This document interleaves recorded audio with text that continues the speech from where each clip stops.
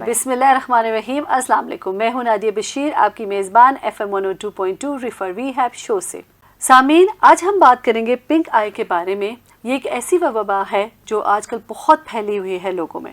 आज हम जानेंगे कि इसकी प्रिवेंशंस क्या हैं, इसका हम कैसे इस पे इम्पॉर्टेंट स्टेप्स के ऊपर अमल कर सकते हैं और कैसे हम इस वबा को रोक सकते हैं।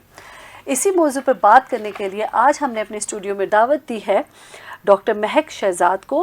वो ऑप्टोमेट्रिस्ट एंड ऑर्थो ऑप्टिक्स हैं और उन्होंने अपना जो ग्रेजुएशन थी वो की है शिफा आई ट्रस्ट हॉस्पिटल से, और उन्होंने स्पेशलाइजेशन की है फ्रॉम यूनिवर्सिटी ऑफ फैसलाबाद से। And she is been working in this field for quite number of years now. आइए उनको अपने शो में खुशामदीद कहते हैं और अपने सवालात का आगाज़ करते हैं। अस्सलाम वालेकुम। वालेकुम अस्सलाम। शो का आगाज़ करते हैं। सबसे पहले मैं ये चाहूँगी कि आप हमारे सामीन को बताएं कि ये पिंक आई है क्या और ये क्यों इतना फैल रहा है। अच्छा, ये जो पिंक आई है इसको हम अशूब चश्म भी कहते हैं और बेसिकली ये एक ऐसी वायरस की वजह से होता है जो कि आँखों की सतह को अफेक्ट कर देता है। वो जो वायरस है इसका ताल्लुक बेसिकली एडिनॉइड से है, जो कि एक लिम्फॉइड हमारे गले में टॉन्सिल्स मौजूद होते हैं। 1953 में वेलेस रू ने इसको ईजाद किया था, जब वो अपनी लेबॉर्ट्री में किसी और चीज़ पे काम कर रहा था और एकदम से इसका ईजाद कर लिया उसने, जब वो टॉन्सिल से रिलेटेड काम कर रहा था। तो बेसिकली ये ऐसा वायरस है कि जैसे ही वो आँख की सतह पे आता है तो आँखों को वाटरी कर देता है, इचीनेस होने लग जाती है और आँखों को मुतासिर कर देता है। ठीक है। क्या इसकी वजह जो है, इतना इसके फैलने की वजह क्या आजकल जो ये फ्लड्स वगैरह आए हुए हैं इनकी वजह से है या इसके पीछे कोई और भी रीज़न हो सकता है? मोस्टली तो इसका वजह यही है अनहाइजीनिक इन्वायरमेंट। जैसे कि ये पानी आता है फ्लड्स का, ये जब डर्टी वाटर के साथ सीवेज में मिक्स होता है तो ये जब आँखों के कांटेक्ट में आता है या हाथों पे भी लगता है, उसके बाद जब आँखों की सतह पे आता है तो ये इरिटेशन कॉज करता है। तो जब वो इरिटेशन होती है तो फिर बेसिकली ये क्राउडेड एरियाज़ में मोस्टली पाया जाता है। जब इरिटेशन होगी तो अल्टीमेटली इन्फेक्शन फैलेगा और फिर आंखें मुतासिर होंगी इससे। ठीक है। मैं चाहूँगी कि आप इसके हमें कुछ अर्ली साइंस एंड सिम्टम्स बताएं, क्योंकि मुझे लगता है कि बाज़ दफ़ा अगर किसी इंसान की आँख भी अगर लाल हो रही है तो उसको भी हम समझ लेते हैं कि शायद उसको इन्फेक्शन है, चाहे वो अगर वो धूप या इस एलर्जी की वजह से क्यों ना हो।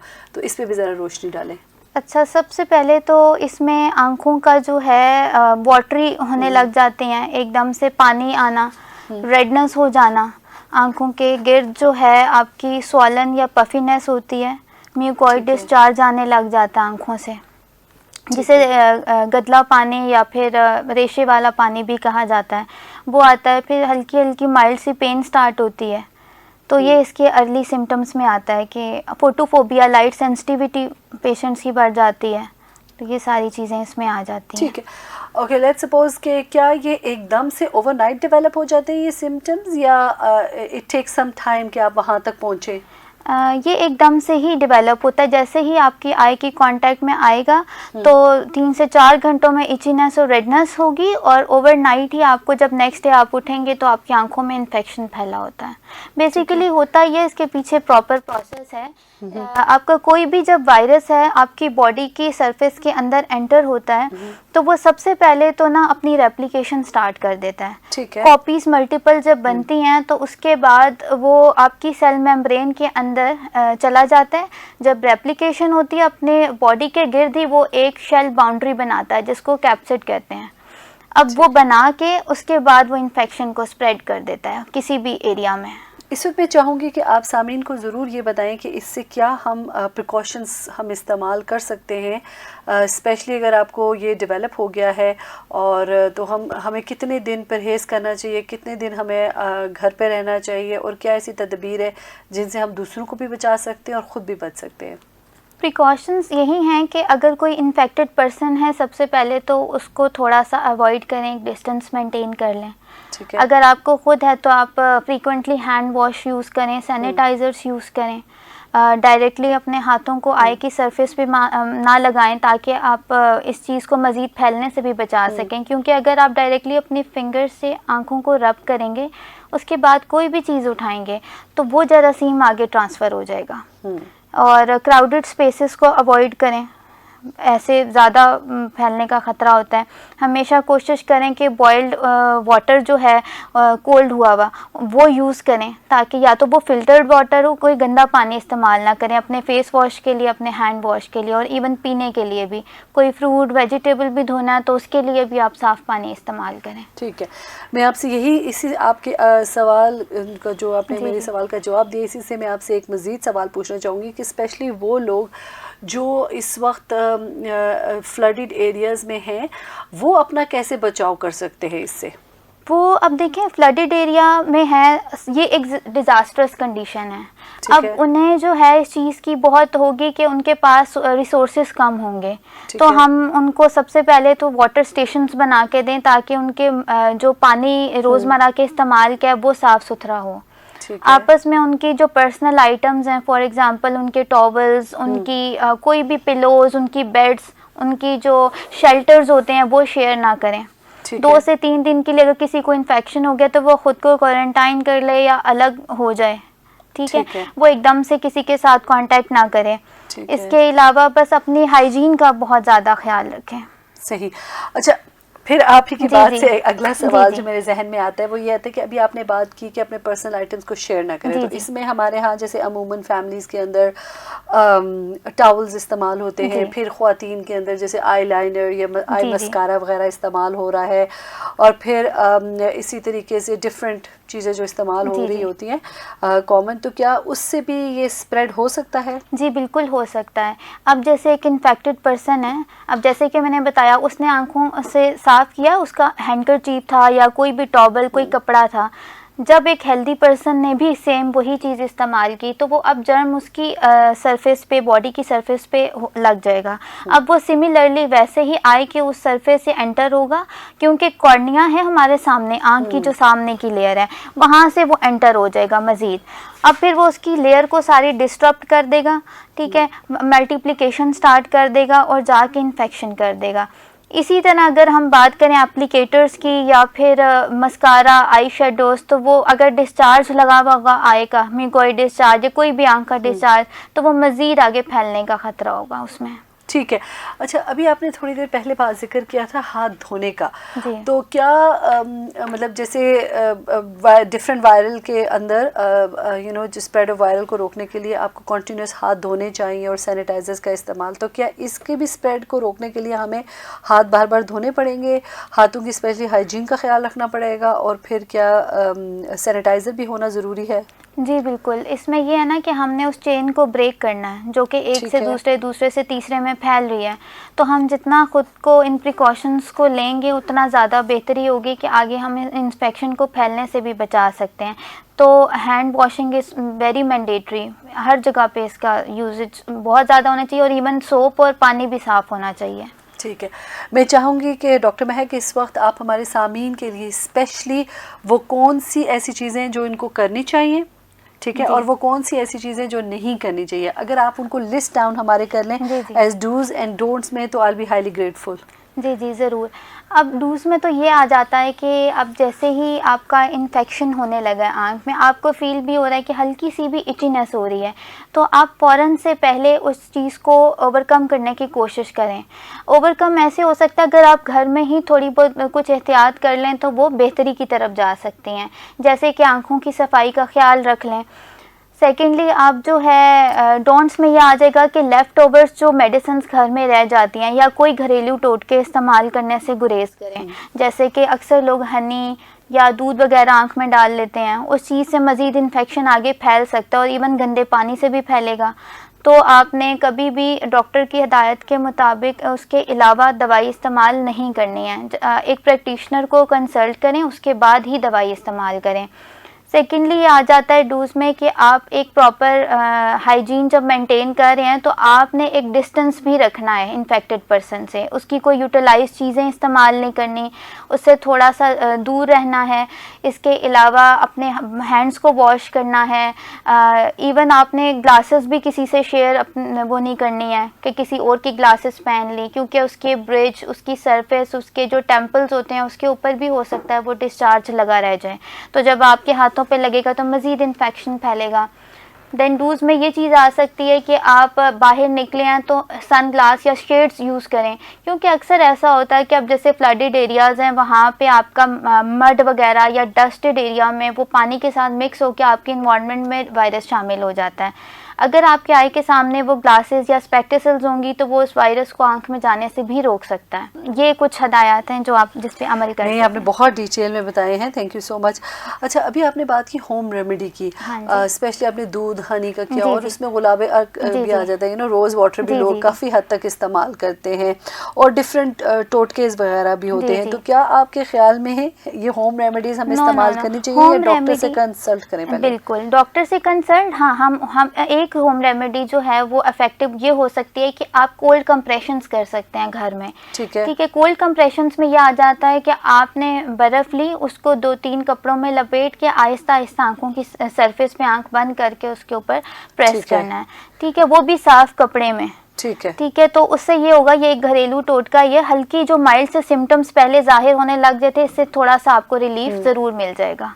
मगर इसके अलावा कुछ भी नहीं? बिल्कुल, कोई भी दूध, कोई भी हनी, कोई भी गुलाब का अर्क, कुछ भी नहीं? What about Surma? नो, क्योंकि अगर आप सुरमा उस वक्त तो लगा लेंगे, लेकिन जब आपकी आंख ठीक हो जाना है अल्टीमेटली, उसके बाद जब दोबारा अगेन पुट करेंगे तो वो आपको इन्फेक्शन दोबारा कर देगा, क्योंकि उसकी आगे जो सलाई होती है उसके ऊपर भी वो जर्म्स लग जाते हैं। चलें, अच्छा अब ये मुझे बताएं कि अगर ये जो पिंक आई है, इफ़ इट गोज़ अनट्रीटेड या ट्रीटमेंट इसकी ना हो या for some reasons you know God forbid कि अगर ये बिल्कुल प्रोलॉन्ग होते जा रहे हैं, तो उस सूरत में हमें क्या करना चाहिए और क्या इससे आपकी जो विजन है या नज़र है, क्या वो इससे अफेक्ट हो सकती है?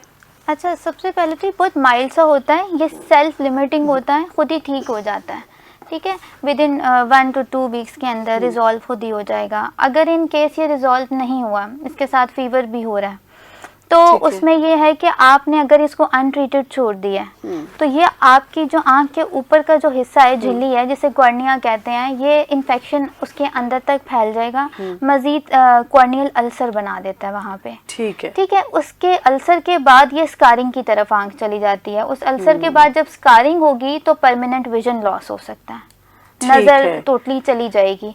तो फिर ये बहुत एक अल्टीमेटली बिल्कुल प्रॉब्लमेटिक चीज़ है, जिसकी वजह से हमें बचना चाहिए और अर्ली सिम्टम्स पे इसको ट्रीट कर देना चाहिए।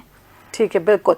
सो ये बिल्कुल भी उस तरह करके डेंजरस नहीं है या मतलब हार्मफुल नहीं है, मगर ये कि इसकी ट्रीटमेंट होना ज़रूरी है और प्रिकॉशंस के साथ। और उसके बाद फिर हम अगर आपके फिर भी बेहतरी नहीं आ रही है तो फिर डॉक्टर से रुजू करें। बिल्कुल ऐसा ही। अच्छा, अब आप मुझे ये बताएं कि हमारे ज़ाहिर बात है यू नो जब ये कोई चीज़ स्प्रेड होती है तो उसमें हर सेक्टर ऑफ लाइफ जो होता है वो इफ़ेक्ट होता है, जैसे आपके स्कूल्स, कॉलेजेस, वर्क प्लेस सब इफ़ेक्ट होते हैं। तो उसमें आप मुझे बताएं कि स्पेशली स्कूल्स, कॉलेजेस, यूनिवर्सिटीज़ और हमारी जो कम्युनिटीज़ हैं कि स्पेशल जैसे मस्जिद वगैरह और फिर वर्क प्लेस, उनमें क्या ऐसे यू नो एहतियाती तदबीर इस्तेमाल करनी चाहिए ताकि वो इनकी इसकी स्प्रेड को रोक सके? अच्छा, इसमें ये आ जाता है ना कि स्कूल है, अब जैसे कि हम बच्चों को असेंबली में ये अवेयरनेस एक सेशन दे सकते हैं ड्यूरिंग असेंबली के, उन्हें बताएं चीज़ के बारे में, अवेयर करें, उन्हें मोटिवेट करें कि वो बार बार हाथ वॉश करें और अपनी जैसे कि स्टेशनरी की चीज़ें हैं वो शेयर बच्चे ना करें आपस में। ठीक है, और इसके अलावा हम उन्हें एनिमेशंस दिखा सकते हैं, जिस तरह एक बना था सेफ गॉड पे, एक प्रॉपर मूवी करके इंटरेस्टिंग सी, तो वो बच्चों को दिखा सकते हैं कि बच्चे उस तरफ मोटिवेट हों, उनके माइंड में आए कि हाथ हमने वॉश करने हैं बार बार। देन कम्युनिटी लेवल पे हम स्क्रीनिंग प्रोग्राम्स लगा सकते हैं, इस चीज़ को स्क्रीन आउट कर सकते हैं। मॉस्क वगैरह आ जाती हैं, वहाँ पे हम लोग हेल्थ टॉक कर सकते हैं, आपस में बता सकते हैं कि ये कैसा है, इसके बारे में ऐलान मतलब चीज़ें वगैरह डिफरेंट प्रिकॉशंस ले सकते हैं। हर जगह पे बता सकते हैं कि पोस्टर्स वगैरह फ्लायर्स की फॉर्म में हर एक को दे सकते हैं कि उनको बेसिकली अवेयरनेस हमने देनी है कि ये चीज़ कितनी ख़तरनाक भी हो सकती है और इसको हमने किस लेवल पे रह के ट्रीट करना है। ठीक है, और सबसे ज़रूरी ये है कि आई होप मैं सही कह रही हूँ कि मतलब यू नो अगर आपको लेट्स सपोज ये डेवलप हो गया तो घर पे रहें, बिल्कुल खुद को क्वारंटाइन कर लें। ठीक है। अच्छा, अभी आपने बात की कि पब्लिक अवेयरनेस कैंपेन्स के बारे में, उसके बारे में आपका क्या ख्याल है कि कितनी रोल प्ले करती है इन प्रिवेंटिंग अ डिजीज़? अब ये तो डिपेंड करता है आप किस लेवल पे कर रहे हैं ना। ठीक है। अब जैसे कि हमने कैंप्स लगाए हैं, अब हमने सबसे पहले तो टारगेटेड एरिया देखना है, किस एरिया में सबसे ज़्यादा ये तादाद पाई जा रही है। अब फिर हम वहाँ पे पेशेंट्स को अवेयरनेस सेशंस दे सकते हैं, स्क्रीनिंग कैंप्स कर सकते हैं, लेकिन bye maintaining a proper distance, ताकि क्राउडी एरिया भी ना हो जाए। तो ये चीज़ें हैं, इसका बहुत फ़ायदा भी होता है। हम जैसे कि कोई सैंपल्स के तौर पे कोई सप्लीमेंट्स या कोई ऐसे ड्रॉप्स रख सकते हैं जो लोगों में तकसीम कर दें, ताकि वो इसके early treatment after concerning doctor. ठीक है। अच्छा, मैं चाहूँगी कि अभी स्पेशल फोकस होना चाहिए उन सैलाब वाले इलाकों पे जहाँ पे ये स्प्रेड हो रहा है। जी जी। वहाँ पे पेशेंट्स को, अगर उनको लेट्स सपोज ये अशुभ चश्म हो जाता है, तो उनको क्या करना चाहिए और क्या प्रिवेंटिव मेजर्स का कहते इस्तेमाल करना चाहिए? उन्हें आपस में तो कांटेक्ट थोड़ा अवॉइड कर देना चाहिए। ठीक है। इसके अलावा ख़ुद को अलग कर लें जो इन्फेक्टेड पर्सनस हैं, और जो ख़ास तौर पे बच्चे हैं जैसे कि, या इम्यूनो कॉम्प्रोमाइज्ड लोग होते हैं जिनकी इम्यूनिटी सिस्टम वीक होता है, और एल्डरली पीपल, इन सब को मतलब सबसे पहले डॉक्टर को रीच आउट करना चाहिए, कोई भी हेल्थ केयर प्रोफेशनल है उसको, ताकि उनके जो भी सिम्टम्स हैं वो अर्ली डायग्नोस होके प्रॉपरली ट्रीट हो जाए। ठीक है। वक्त की कमी की वजह से हमें अपना शो यहाँ पे रोकना पड़ेगा। मैं चाहूँगी कि आप जाने से पहले हमारे सामीन को टेक होम मैसेज दें, चाहे वो फ्लडेड एरियाज़ में हैं या यहाँ पे डिफरेंट सिटीज़ में हैं जो अफेक्टेड नहीं हुई, तो उनको आप क्या टेक होम मैसेज देंगी? उनको मैं ये एक मैसेज देना चाहूँगी कि हम सब एज अ पाकिस्तानी यूनिटी दिखाएं और इस चीज़ को आगे बढ़ाएं कि हमें तो सबसे पहले, जैसे आजकल हमारी उस आवाम में कि शेक हैंड्स करना थोड़ा सा अवॉइड करें, मुंह से सलाम कर लें, साथ में अर्ली सिम्टम जैसे ही ज़ाहिर हों तो आप लोग उस चीज़ की एहतियात भी करें, और साथ में अर्ली प्रिकॉशंस को अपनाएं और डू और डोंट्स की तरफ जाएँ जो अभी मैंने एक्सप्लेन किए थे। साथ में जो है अपनी आँखों की हिफाजत करें, और कोई भी मसला हो तो हेल्थ केयर प्रोफेशनल को ज़रूर आप रीच आउट करें। अल्लाह ताला सबको अपनी हिफ्ज़-ओ-मान में रखे। Thank you. हमारा एक छोटा सा सिलसिला है कि शो के दौरान हमें मोस्टली जो हमारे लिसनर्स हैं वो कमेंट्स लिख के भेजते हैं, और फिर अगर मैं कोई सवाल उस टॉपिक से रिलेटेड मिले तो हम फिर पूछते हैं अपने ज़ामीन से। अच्छा, पहला सवाल ये है कि ये साहब जानना चाहते हैं कि क्या मौसम की तब्दीली की वजह से ये पिंक आई, तो कि उसके साथ आपस का कोई कनेक्शन तो नहीं है ना? मौसम की तब्दीली नॉर्मली जो एडिनोवायरल, इसको कंजक्टिवाइटिस बोलते हैं, अर्ली स्प्रिंग सीजन्स में भी हो सकता है, यानी कि जैसे ही स्प्रिंग अर्ली स्टार्ट होता है तो पर्सन्स को हल्की हल्की इचिंग, रेडनेस, लैक्रिमेशन, आंखों से वाटरिंग स्टार्ट हो जाती है, तो जिस वजह से ये एग्रीवेट एक तरह से हो भी सकता है, लेकिन उसको हम डस्ट एलर्जी का भी नाम देते हैं नॉर्मली। ठीक है। तो हाँ, अगर ये बिल्कुल ही आउट ऑफ वो हो जाए या एडिनो वायरल में कन्वर्ट हो जाए कोई वायरस, जैसे मैंने बताया था कि जैसे फ्लडी एरियाज या कोई ऐसी कंडीशन बन गई है और वो वायरस आपके एटमॉस्फेयर से आँख में चला जाए, तो वो मज़ीद आँख की कंडीशन को वर्स कर देगा। और जब आप उसको रब भी करेंगे बार बार, आँख को एलर्जी हुई भी आंखें रब करता है इंसान को, ख़ारिश होती है, तो वो उस कंडीशन को वर्स कर देगा और अल्टीमेटली आंख इन्फेक्शन की तरफ चली जाएगी। ठीक है। अच्छा, उसके अलावा हमें एक और सवाल मौसूल हुआ है। ये मौसूफ़ा जानना चाहती हैं कि क्या जिस बंदे को पिंक आई हुआ हो, अगर हम उसको देखें तो क्या इससे ये स्प्रेड होता है? नहीं नहीं नहीं, ये बिल्कुल एक वो चीज़ है, ये बिल्कुल एक मिथ आजकल जो बने में है कि एक दूसरे को देखने से वायरस जो है वो हो जाता है, या फिर आंखों में ये अशुभ चश्म की बीमारी, तो ऐसा नहीं है। हाँ, ये हो सकता है कि आपके इन्वायरमेंट में वो वायरस और वो आँख में चला गया है, तो वो हो सकता है, या आपने एक दूसरे की पर्सनल आइटम्स को यूज़ कर लिए हैं, या हैंडशेक कर लिया है, कोई टॉवल, बेड शेयरिंग वगैरह किया है, तो उससे हो जाएगा, लेकिन जस्ट देखने से नहीं होगा ये ट्रांसफ़र। ठीक है। आई बिलीव ये बहुत सारी ऐसी मिथ्स हैं जो बहुत सारी मिसकंसेप्शंस हमें फैली है। मिथ्स को डिस्करेज भी करना चाहिए ताकि कम्युनिटी में जो है एक अच्छा पैगाम भी पहुंचे और सबको हाव ना हो इसके बारे में कि क्या चीज़ ठीक है और क्या चीज़ ठीक नहीं है। ठीक है, बिल्कुल। अच्छा, तीसरा सवाल ये है कि वो जानना चाहती हैं कि क्या कौन सा ग्रुप है जो ज़्यादा एट रिस्क है फॉर दिस डिज़ीज़, यानी कि बच्चे हैं या एल्डरलीज हैं? बच्चे भी हैं, एल्डरलीज जो बूढ़े होते हैं, ठीक है। ठीक है। और जो इम्यूनो कॉम्प्रोमाइज्ड इंडिविजुअल्स होते हैं, जिनका क़ुव्वत मुदाफ़त इतनी अच्छी नहीं होती, या उनको कोई ऐसी बीमारी होती है जो ऑटो इम्यून होती है, ठीक है, ठीक है, तो उसमें बच्चे जैसे अब आपस में खेलते हैं, चलते कूदते हैं, टच ज़ाहिर हो जाते हैं, जैसे बाहर खेलेंगे गलियों में तो मट्टी वगैरह के उसमें चले जाते हैं, या आपस में ही वो धक्का शक्का दिया, गिर गए, तो जिस वजह से ये जरासीम फैल सकते हैं। तो ये एक रिस्की कंडीशन है। इम्यूनो कॉम्प्रोमाइज्ड में आ जाते हैं कि ऐसे पर्सन जो, जैसे किसी को थायराइड है, गले का जो मसला होता है, या कोई भी एक ऐसा आर्टेरियोस्क्लेरोसिस है, हड्डियों का मसला है, तो वो उसकी पर्सन की इम्यूनिटी ही कम कर देता है। जब इम्यूनिटी कम होगी तो बॉडी ससेप्टेबल होती है आसपास के बैक्टीरिया और वायरसेस से, तो बॉडी एकदम से अट्रैक्ट करेगी जर्म्स को अपनी तरफ, तो जैसे ही जर्म्स आएंगे तो वो अल्टीमेटली इन्फेक्शन आँख में हो जाएगा। थैंक यू सो मच कि आप हमारे शो में तशरीफ़ लेकर आई और इतने इम्पॉर्टेंट मौजू पे बात की, जो कि आजकल मेरे ख्याल में हम सबको ही मोस्टली ये बहुत तेज़ी से फैल भी रहा है और मोस्टली लोग इससे अफेक्ट भी हो रहे हैं। Thank you so much for coming. Sameen, आज के जैसे कि आपने जाना कि आज हमने बात की पिंक आई के बारे में। हमें प्रिवेंटिव मेजर्स पे अमल करना चाहिए और कोशिश करनी चाहिए कि अगर हमारे ये सिम्टम्स डेवलप हो रहे हैं तो हमें किसी डॉक्टर के साथ जल्द से जल्द रुजू करना चाहिए, और जो भी इनके प्रिकॉशंस हैं उस पर हमें सख्ती से अमल करना चाहिए। यही एक वाहिद हल है कि जिससे हम इस वायरल से पर काबू पा सकते हैं और अपना ख्याल रख सकते हैं। अगले हफ्ते हम फिर मिलेंगे एक नए मौजू के साथ, नए पैमान के साथ। तब तक मुझे इजाज़त दीजिए। अल्लाह आपका हामी नासिर हो। अल्लाह हाफिज़।